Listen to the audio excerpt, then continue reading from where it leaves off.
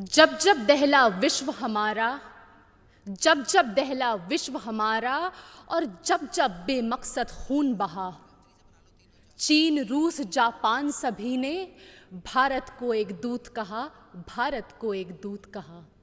My warm greetings to dignitaries.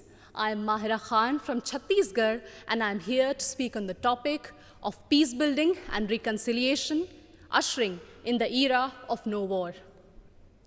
Taking pride in India's history is one of the parch prans given by the Prime Minister in the age of Amrit Kal. And looking back at history, it is a proof that India has always been a harbinger of peace. No war does not mean that we have no reason to fight war. It only means that we give importance to peace by following values of compassion and forgiveness. It was the value of compassion that even after winning the war in Kalinga, Samrat Ashok decided to never wage a war and spend his entire life to preach the message of peace to countries as far as Greece. It was the value of forgiveness that even after the British sent our soldiers to world wars and our farmers to famines, Mahatma Gandhi still chose ahimsa and satyagraha for independence. Taking inspiration from India, Nelson Mandela also chose to forgive the apartheid regime in South Africa. My dear audience, like this year's theme, India for the World, India not only preaches but also practices Vasudhaiva Kutumbakam. In India's G20 presidency, we advocate for a multilateral world in which no one country dominates another country. When China dominated Indo-Pacific, India rushed to help and support ASEAN countries. It acted east.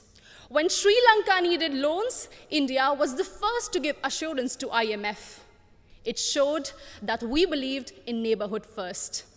And when Turkey, Syria were hit by deadly earthquakes, India rushed for their aid. It showed our brotherhood.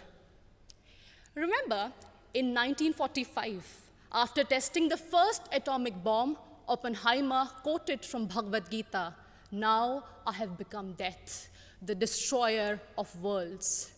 And soon after that, the bombings in Hiroshima and Nagasaki, it was proved that the world does not need a war for peace, but it only needs one war, and that is the war against war itself, exactly what Mahatma Gandhi used to preach. हमें युद्ध के खिलाफ एक वास्तविक युद्ध की ज़रूरत है. And that's why all of us need to unite for one single cause, our planet Earth. The conflicts in West Asia, Africa, and the constant quest for world dominance between USA and China are doing no good for sustainable and equitable development. And this is worse even in the post-COVID era, something which we cannot afford. And in this circumstance, the world looks at India to find peaceful negotiation and conciliation in the midst of Russian-Ukraine war. As the voice of Global South, we believe that few rich countries which have caused maximum war and pollution in the last century should pay for their mistakes by helping and not holding back technologies from poor countries. I understand that we might be divided by borders, but we believe that our culture, sports, and ideas could unite us. And in this condition, the world looks at International Solar Alliance for an equitable solution to green energy transition. Our jawar, bajra, and ragi are being celebrated as superfoods in the world today. And the world looks at Ayush for a healthy lifestyle.